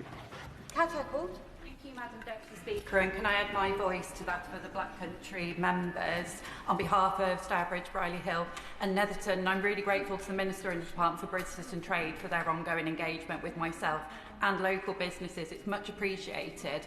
But can I also add my voice to that of others calling for a review of quotas? In some places, those have been reduced by more than 80% on products that are not currently produced here. And equally, the issue of fabricated products imported not being subject to any tariffs and the impact that could have on local downstream supply chain industries? Thank you. Minister. Thank you, Madam Deputy Speaker. I'd like to thank you for a question, but also more than that, thank her for the invitation to visit Stourbridge and have this discussion with businesses in her constituency. I'm very much looking forward to that, so I do thank her for that. Just to reiterate the point that I made about the quotas, the government's published draft quotas. We are engaging in consultation, listen very carefully to her representation and that of others, but the final quotas ultimately, when they are published, will be dependent on that and also the negotiations we're having with the European Union. Thank you, Madam Deputy Speaker. I'm greatly concerned by this. I spoke in the previous bill, on the steel bill, and I raised the concerns of some of my businesses. The Minister rightly said the measures expire on the 30th of June. There's less than 2 weeks to go. Huge amounts of uncertainty, and those costs are, because businesses are having to stock up on that steel, the costs are already going up. I mean, how did the government let this happen? Did the impact assessment not show that there was going to be a huge impact on that steel? And what's going to happen next, really? Thank you, Madam Deputy Speaker. So, as I mentioned to my colleague, the Chair of the Select Committee, I'm very sympathetic to the issue around uncertainty. I think it's a difficult position for businesses to be in. But to be clear, the reason for the uncertainty is because the publication of the final measures is dependent on the negotiations around market access with the European Union, and it is, as to be expected, that those negotiations with the European Union will go very close to the deadline. Thank you, Madam Deputy Speaker. UK steel sector voices and Cabinet officials met to back procurement of British-made steel at Tata Steel Park in Wensfield rather than offices in Whitehall, which I welcome. I also met with Walsall Wheelbarrow, a family-owned business started by Fred Thacker in 1939, the only UK manufacturer of wheelbarrows left in the UK. Can the Minister give assurances that he will look at imported steel that cannot be made in the UK to remain tariff-free? Thank you very much, Madam Deputy Speaker. So the design of the steel measures, because the different steel grades fall into quite large buckets in terms of the CN codes, it does mean that though the government has targeted the measures at steels that are or could be made in the UK, some steels that aren't or couldn't end up being caught up in it, and that's the point of the quotas. And so really ensuring that those quotas are in the right place is important, including for businesses like Walsall wheelbarrows. I've slightly lost count of the number of wheelbarrows I've got, but I'll be sure the next one I buy is from Walsall. Adam Dance. Thank you, Madam Deputy Speaker. From Yeovil's cutting-edge defence manufacturers to Formwood Forge, which makes handcrafted tools in Hinton St George, businesses across my constituency need steel that is currently not produced here. A 50% tariff would be disastrous, so will the Minister commit to attempts for specialised steel grades that are not made in this country at the scale and spec needed for businesses in Yeovil? Minister. Thank you very much, Madam Deputy Speaker. So yes, he and I have engaged significantly around the industrial base in Yeovil. I know how important it is to his local community. It comes back to this point, I think, about steels that are or could be made in the UK, and the issue primarily that he's raising and so many other people have raised is around the speciality steels plant. Now, I'm aware that at the point that we designed the trade measures, we were anticipating a very quick move into new ownership, and that has taken somewhat longer, probably about 7 months longer than we'd anticipated. And so I am aware of that and the concern that that is causing businesses, but what I am unapologetic about is that we will ensure that we create the right market conditions so that the production of speciality steels in the UK is a viable business proposition. Thank you.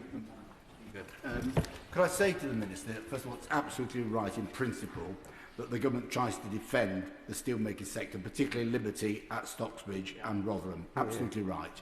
The question is the downside implications for smaller firms, particularly manufacturing firms, like Ansell Hand Tools, Special Steel Group, Crown Hand Tools in my constituency. All have raised concerns that they can't buy precisely the steel they need or in the quantities they need from British manufacturers. That's the challenge that's faced. I know the Minister was doing a lot of work on this. Could he say how he will leave a channel open for further concerns to be raised by one of these companies if the further measures he's taking don't address their particular grievances? Can I ask the Minister to keep his responses short and backbenchers to keep their questions on point as well? Minister. I will endeavour to do so, Madam Deputy Speaker. What I would say to him is I will do exactly what I've done since the day these draft measures was announced. which is engage with colleagues across the House and all businesses. And I hope colleagues across the House will feel that I have endeavoured to do this. We've had cross-party discussions. I've had many meetings with businesses, with trade associations and with individual colleagues, and I'm determined to continue to do that. Tom Tugendhat. Thank you, Madam Speaker. I'm very grateful. The real rise in the problem with steel is due to the energy price, the input price. Has he had any real challenging conversations with his Secretary of State colleague? And would he look at exemptions for the defence industry as well, as he knows the new Defence Secretary is now trying to balance a very difficult budget? I'm sure he'd be happy to do what he can to help. Thank you very much, Madam Deputy Speaker. I thank him for making that link to defence. I know he cares about it very deeply, and I think we all do, and that hasn't really come out up to now. On energy, we increased the supercharger rebate from 60% to 90%, as you'll know, and also the British Industrial Competitiveness Scheme is coming into force from next year, but will be refunded for this year as well, and that will affect many of the downstream businesses. But really the crucial point about defence is, I believe we need to have the capability to make aerospace steels in the UK. I'm sure he does too, and our measures are designed to ensure that happens. Dame Neil Griffith. Speaker, the imposition of tariffs on black-painted steel band and zinc-painted steel band, products which are not manufactured in the UK and are therefore imported from the EU, and the scrabble for quota at the beginning of the year will increase costs for our steel producers and seriously impact on the cash flow of importers. So will the Minister do everything he can to look at these tariffs again and make sure that these particular tariffs and quotas do not go ahead? Thank you, Madam Deputy Speaker. The issue that she raises, and I know she's raised with me previously, is, I think, primarily related to the Category 4 products. We heard, of course, of the importance of that in Llanwern from my colleague earlier, but I'm very concerned about Category 4. That is one of the areas I'm looking at. Thank you very much, Madam Deputy Speaker. Northern Ireland manufacturers, indeed metal traders, who rely on those specialist grades, including stainless steel box section, are already impacted by EU tariffs, so the additional tariffs being put on by this government will have an adverse effect on those manufacturing sections in Northern Ireland. What consideration will the government give to them? Minister. Thank you, Madam Deputy Speaker. Well, I think he puts his finger on exactly the point that the government is dealing with at the moment, which is the interaction between our own measures, our own market, the EU measures, the EU market, and the market access that we can negotiate between the two. That's precisely the point, and unfortunately that's the particular issue that's causing uncertainty for businesses such as the one that he mentioned. Stella Creasy. Thank you, Madam Deputy Speaker. The Minister mentions the negotiations with the European Union. The elephant in the room here is we wouldn't be in this position if we hadn't left the European Union on the terms negotiated by the previous government, which has left us isolated and vulnerable to these kind of trade wars. Now, the British Chamber of Commerce say this is a self-inflicted damage to our economy, given the sectors that rely on heavily imported steel. What lessons is he taking from this in his conversations with his colleagues negotiating our future relationship with the European Union about how we don't just need to sort out things like the carbon border emission, but a sector-by-sector deal to help our British businesses in the future? Thank you, Madam Deputy Speaker. I'm afraid I'm sort of the ultimate pragmatist. I kind of think I wouldn't have wanted to start here, but starting here, I'm determined to do the best that we can. No, Shaftesbury Hurst. Thank you very much, Madam Deputy Speaker. The Minister is quite right to point to the uncertainty that businesses are facing, and my constituents and businesses in Solihull West and Shirley are repeating that message to me on regular occasions. The Minister has indicated that there may be a chance that some of the tariffs or the categorisations will be changed. Can he guarantee to come to the House and make a statement as soon as that is announced? Thank you, Madam Deputy Speaker. Of course, as soon as the measures are finalised, then the Minister of Trade will want to report them to the House in the usual way. Paul Wall. Speaker. I hosted a meeting this week between DBT officials and Hanson Springs, a brilliant family manufacturing business in my constituency, who export across the world their specialised products that are made from steel. Can I thank the Minister for his personal interest in their case, and also can I urge him to make sure everything this government does, particularly in those negotiations with the EU, do not harm brilliant British businesses like Hanson Springs? Thank you, Madam Deputy Speaker. I'd really like to thank him and the Hanson Springs for their interaction with my officials. This particular issue of 13 or maybe 14-metre lengths of rod I know is a problem for him, and I can assure him that in all of our negotiations, whether it's with the EU, India, Turkey, the US, this government is putting British industry first. Deputy Speaker, the Minister says the government is listening and hearing the concerns of businesses. Could I be so brazen to say that we need action, and we need it urgently given the timescale of these changes? These changes will cripple steel using businesses in my constituency across the manufacturing, construction and infrastructure sector. who have no domestic steelmaking industry in Northern Ireland to rely on. Will he meet with businesses from Northern Ireland urgently to discuss the devastating impact this will have? Thank you very much, Madam Deputy Speaker. I'm very happy to meet with businesses in Northern Ireland, as I have with businesses from across the whole of the United Kingdom. Thank you, Madam Deputy Speaker. This is an issue that's raised a lot of concerns in my constituency and across the Black Country, and been working closely with my colleagues in Sandwell in particular. We've had many meetings with companies.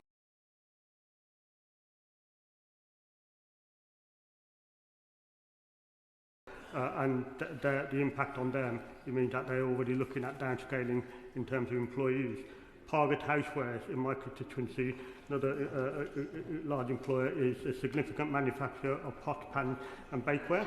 One of the largest manufacturers in the UK, supplying most of our superstores and exporting, yet still suitable for kitchenware, is not manufactured in the UK, significant quantity and a competitive price. What advice would you give them when they're facing a 60%? Minister. Thank you, Madam Deputy Speaker. I'm familiar with the issue of kitchenware, and I think it's incredibly similar to some of the other issues that were raised. If the particular steel falls inside a tariff area, not because it's made or could be made in the UK, but because it's grouped in that way as part of the trade measures, the quota is designed to resolve that. If the business in question feels there is a problem with setting the quota, please write to me, or the business could come and meet my officials. I would suggest if you have a long question, just cross most of it out. Rebecca Smith. Madam Deputy Speaker, on Monday, my honourable friend, the member for West Worcestershire, asked the Defence Minister and the member for Plymouth, Sutton and Devonport about the impact of these new steel tariffs on the Defence Investment Plan. Now, his answer was not particularly clear, which surprised me, considering the strong representations he and I will both have had from the Plymouth Manufacturing Group. So I asked the Minister what conversations has he and his colleagues had with the Ministry of Defence about the impact of tariffs on the DIP, and will he agree to meet with me in the Plymouth Manufacturing Group? Minister. Thank you very much, Madam Deputy Speaker. Very happy to meet with her and representatives of businesses in her area. As Minister for Industry, it is my responsibility to ensure we have adequate productive capacity to defend the nation. In that respect, these steel measures will provide the steel that we need for defence. Thank you, Madam Deputy Speaker. Can I thank the Minister for his personal engagement on this, and he knows that time is of the essence. I've already got businesses saying to me that they are cancelling orders, that there's uncertainty because of these quotas and tariffs. I can't understand why we would put tariffs on our own British businesses where they can't get the size and grade of steel that they need.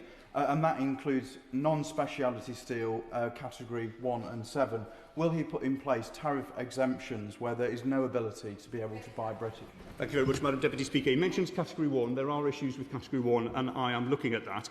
This issue of uncertainty, as I mentioned before, there are some issues. It's unfortunate, but he will understand why that uncertainty is there. But one thing I would say to him is, I am aware from some businesses who've come to me who have been told by their stockholder that all of their steels will be subject to a tariff, when that is not always the case.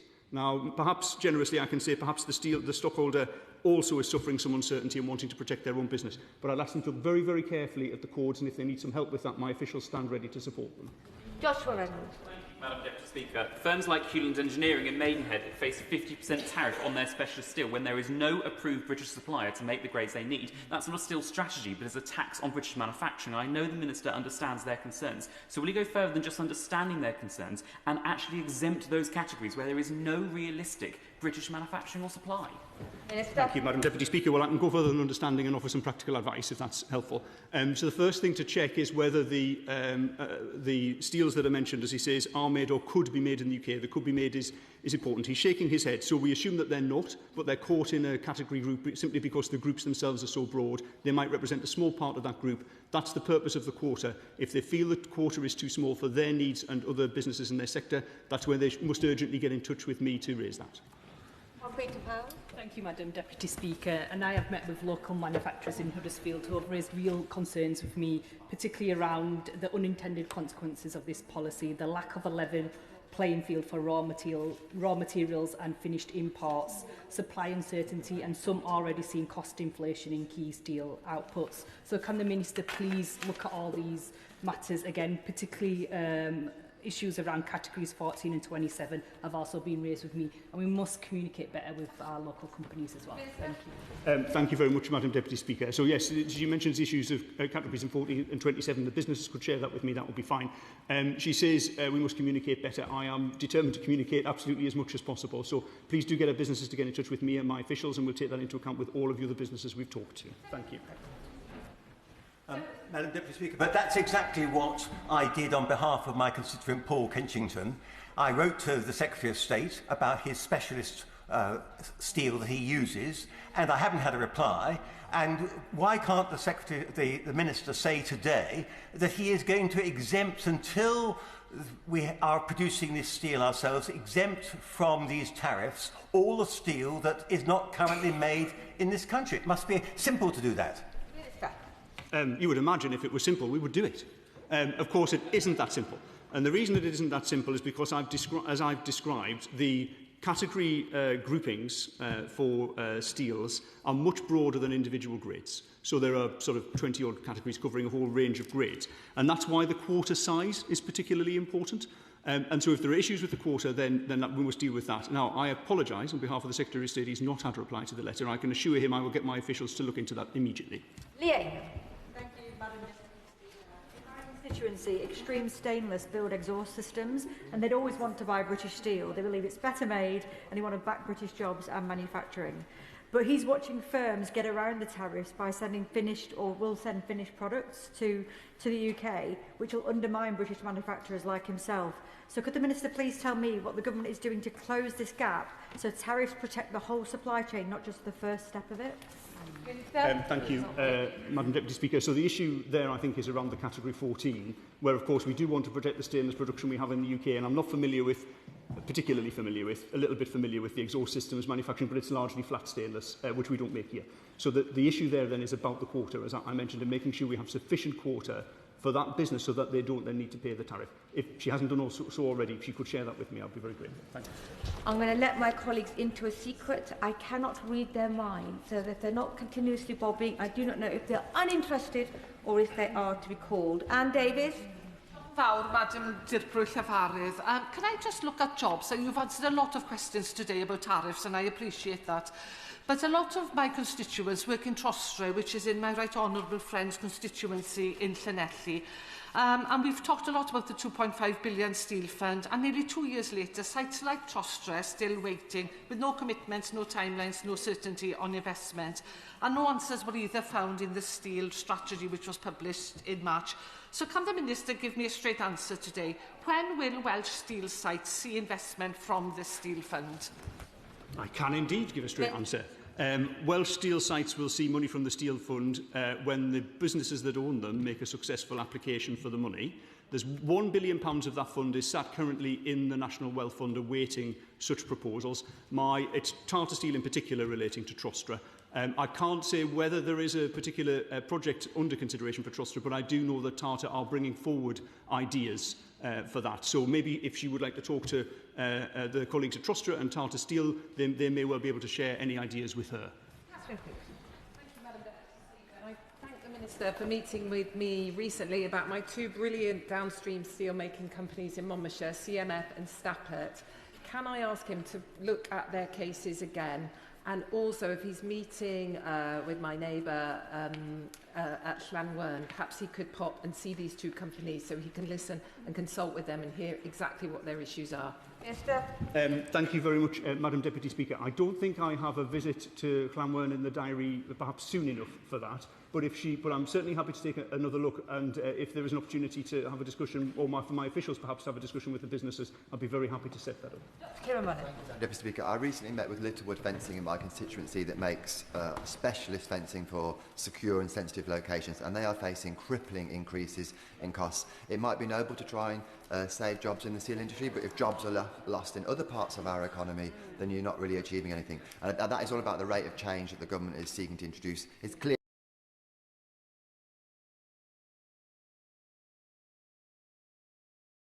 and if necessary pause and ensure that we don't lose jobs in constituencies like mine to save jobs in other parts of the country. I think he's put his finger on exactly the issue we're all grappling with here, which is about how we manage this transition, essentially. I do recognise the importance of the business in his constituency producing secure fencing. There is a supply chain in the UK that could support that, leading from British Steel through the wire drawers. But he's right, it is really about the transition and managing that. But unfortunately, we have this hard stop at the end of this month, and we need to put something in place beyond that and manage that over the course of the next few years. Thank you. Alex Mayor. Deputy Speaker, FMC and Dynamic Metals, both in my constituency, have no alternative but to import specialist steel, as if it's not made in Britain, they can't buy in Britain. What message does he have for those businesses in my constituency, and will he look at changing HS codes so that customs can differentiate better between generic and specialist steels? Thank you very much, Madam Deputy Speaker. I think she again puts her finger on a particular problem, which is this grouping together of various steels in the measures. I do recognise that that's an issue. That, as I've mentioned before, that is really where the quota is designed to solve the problem. So again, if she could share the issue with my officials, I'd appreciate that. What is particularly helpful is tonnage, grade, product specification. If she could share those details, that would be very helpful. Thank you. Wendy Chamberlain. I've met with constituents who are severely impacted by what is being proposed in agriculture, where they don't want to put additional costs onto farmers who are already struggling. In one of his earlier answers, the Minister said that the overall strategy of trying to increase steel production is progressing more slowly than he would like. I think he said 7 months. How long does he actually think that these changes are going to be in place for? Minister. Thank you, Madam Deputy Speaker. Well, I think there are two things there. So our steel strategy said that we had an ambition to increase domestic steel production from 30% to 50% of market share. And then I also mentioned that the speciality steel sale had been delayed by a few months. But the speciality steels component of the UK steel market is not the largest part. So there's about 1 million tonnes of capacity there, about 3 million each from British Steel and Port Talbot. So I realise we're talking about different grades, but in answer to the specific question, the overall capacity issue is very much about those two larger companies. Chris Blow. Deputy Speaker, I fully support the need to buy British, but companies such as Spring Masters, KM Products and Accurate Laser Cutting Limited, all based in Redditch, cannot source the grade and size of steel required for its machines entirely from the UK. In fact, most comes from the EU. Will the Minister meet me and my representatives from my local businesses to hear their suggestions how the government can protect local businesses but also meet the good intentions of this government to support British steel? Minister. Thank you very much, Madam Deputy Speaker. I am aware of the challenges for Spring Steel's businesses. Spring Steels are an incredibly difficult to produce and high quality, high value steel. Clearly they're within the capability of specialty steels, but the business isn't operating. So I think, given the number of requests for meetings, we might do a roundtable or something similar, but there'll certainly be an opportunity for him to speak to officials, or perhaps we can get together with the Minister for Trade or something similar. Thank you, Madam Deputy Speaker. Prototype Productions in Long Crendon, Gibbs Gears in Stoke Mandeville, Aircraft Materials in Stoke-on-Church, all businesses in my constituency who categorically rely on grades of steel not made here in the United Kingdom. We've heard countless examples around the chamber of other businesses in other parts of the country. I've heard the Minister say, if there is a problem with quotas. I would put it to him that there quite clearly is a problem with quotas. And as we approach this cliff edge, I urge him, as so many others have, to stop, pause and ensure that we get this right, or jobs will be lost. Minister. Thank you very much, Madam Deputy Speaker. So he talks of tool steels, and as I said, this is about steels that are made or could be made in the UK. Clearly, for the steel businesses to be profitable, we need to... Yes, well, could be made is actually quite important, because the speciality steels business was unable to compete compared with subsidised steel coming in from China. If the opposition say they want our steel strategy set by the Chinese government, then that's why our steel industry is in the position that it is in. I am sympathetic to the calls from UK businesses to manage the transition. I am trying to do that, but understandably, I do not believe that our steel strategy should be set by the Chinese government. Dr. Peter Prinsley. Thank you, Madam Deputy Speaker. Now, although I don't sound quite like the distinguished minister, I did in fact grow up in Teesside in sight of the mighty Redcar Works, which closed in 2015 with the loss of 2,000 jobs. The party opposite didn't stop this. So does the minister agree with me that finally we have a government acting to protect our steel industry? Thank you very much, Madam Deputy Speaker. As he knows, I very much have an emotional attachment to that plant, having worked there myself. And he's right. Contrast that with the steel nationalisation bill we're passing, opposed every step of the way by the opposition. The action we're taking on speciality steels, when that plant he refers to closed, I was in the business of looking for a buyer, and I was told by the Conservative government, you've got 10 days. 10 days. We've given months of support to speciality steels, and we're determined to see that process through. Correct. Speaking North Norfolk businesses, including PSS in North Walsham, have written to me to share their concerns about these tariffs. One thing that's been raised is that there are tariffs on raw materials, but not on the import of finished and machined products. This creates a bit of a perverse incentive to move manufacturing abroad, only to be able to then re-import it and undercut British manufacturers. Has the Minister considered this unintended consequence, which could harm businesses in North Norfolk and elsewhere?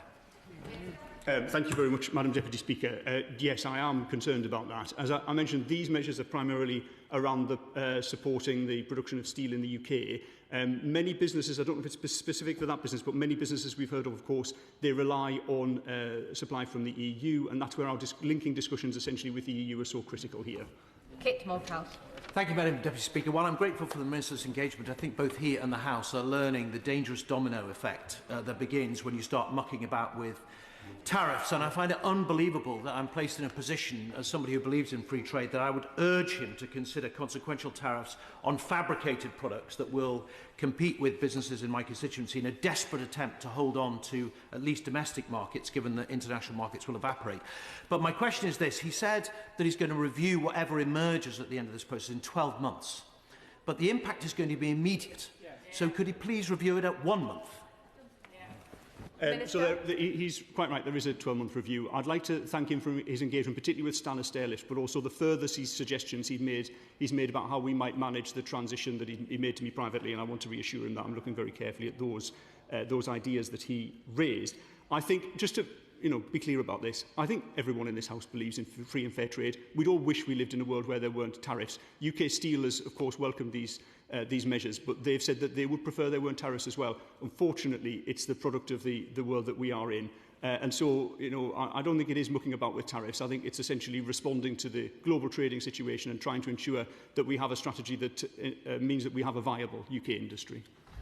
Sir John Whittingdale, and after hearing the answer, may wish to get into the private member's bill queue. Sir John Whittingdale. Thank you, Madam Deputy Speaker. Can the Minister state what assessment he has made of the grades of steel that are simply not produced in this country?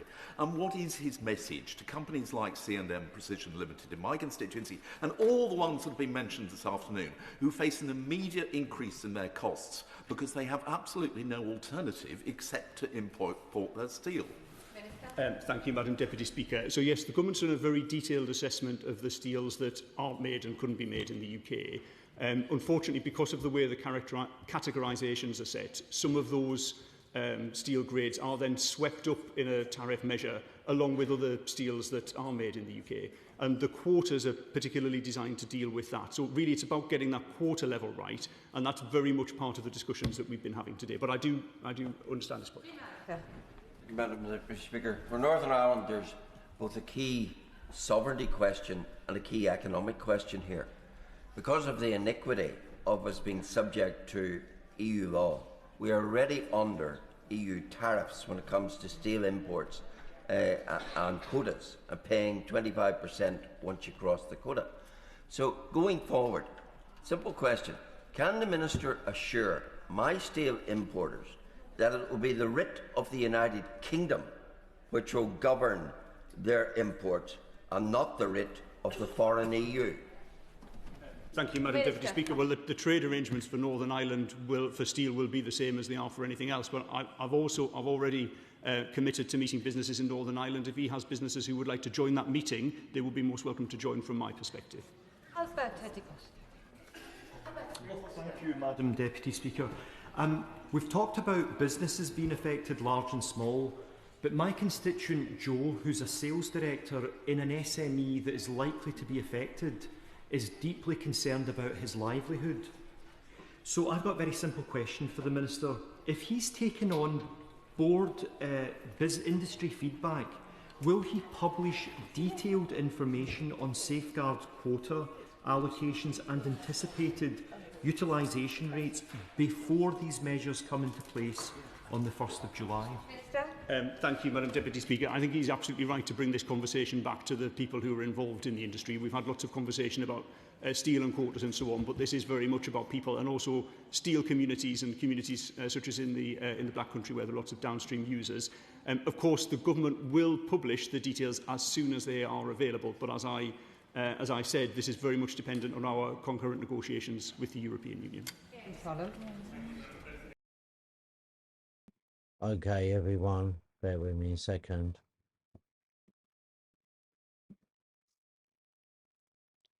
So we're going to have to end it there, I'm afraid. Thank you very much, everyone, for watching this week.